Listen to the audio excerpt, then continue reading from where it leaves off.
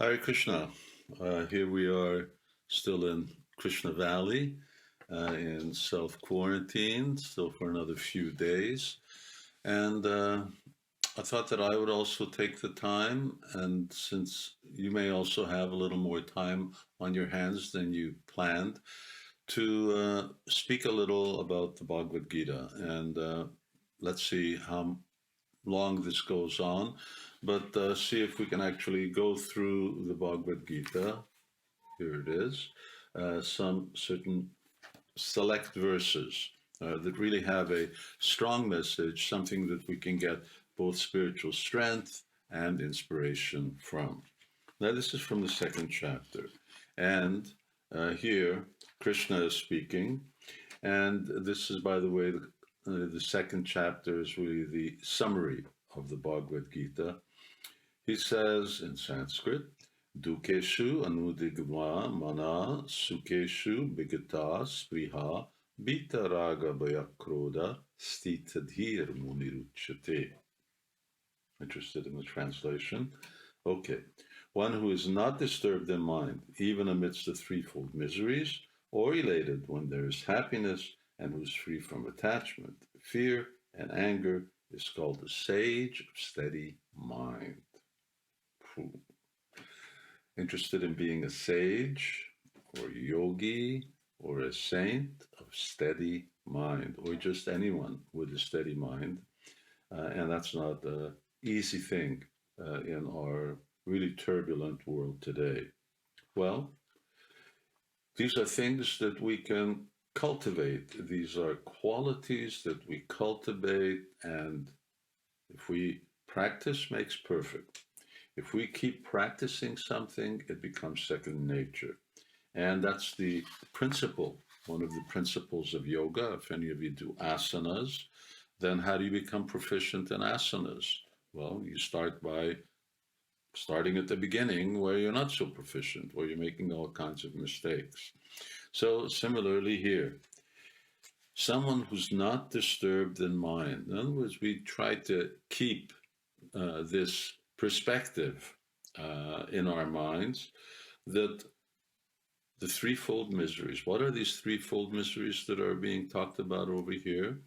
Well, threefold miseries are the misery or the discomfort that come upon us from our environment, from other living entities, such as COVID-19, very small living entities, and also what happens when that COVID-19 hits us, then from our bodies, and here also our minds.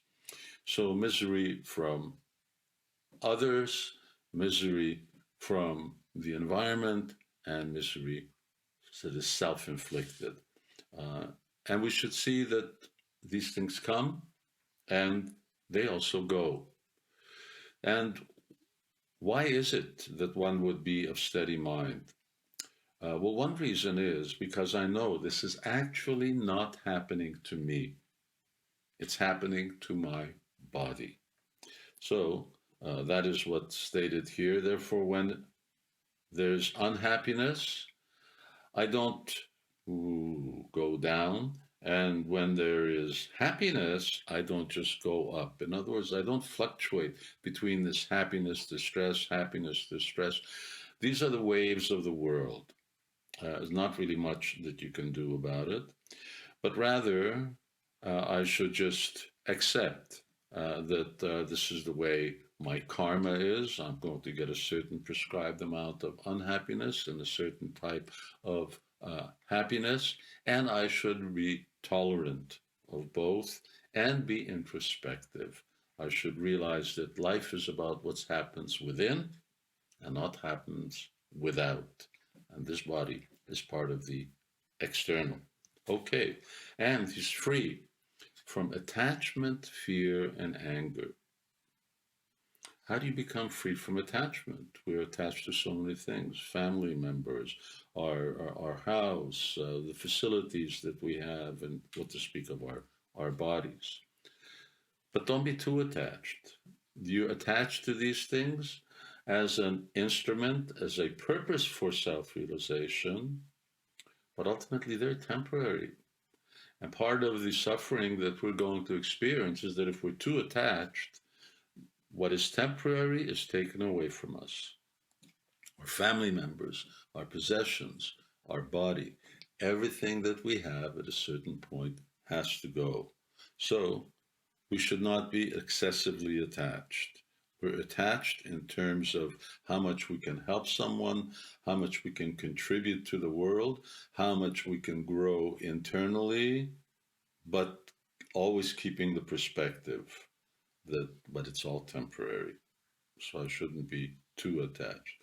And therefore, when I know that everything is going to go, that's how I become free from fear. You become fearless. Fearless, meaning that the soul neither suffers, the soul neither gets old, the soul neither dies. What is it that we experience? It's our attachment to what we think we're not, namely this body, that is actually the cause of our happiness, distress, and our fear, that we're worried that we're going to lose something, but we're going to lose everything. Therefore, let's practice not being of fear. And therefore, when the inevitable does happen, anger, we don't become angry. We don't become angry when someone is unkind to us. We don't become angry when we become sick. We don't think that we're just simply a victim. Why is it that this always happening to me? We recognize that this is life and this is my karma. So why should I be angry for getting what I deserve? So these are things to think about. This is the teachings of the Gita. If we work on these and cultivate these qualities, then one becomes a sage of steady mind. That means that our mind is under our control and it's not being blown about left and right by what happens to us, by whether someone is nice to us or not, and so many other things. And therefore, when our mind is very stable, then neither fear, nor anger, nor attachment actually trouble us. And that becomes the real source of happiness. That's how you become happy.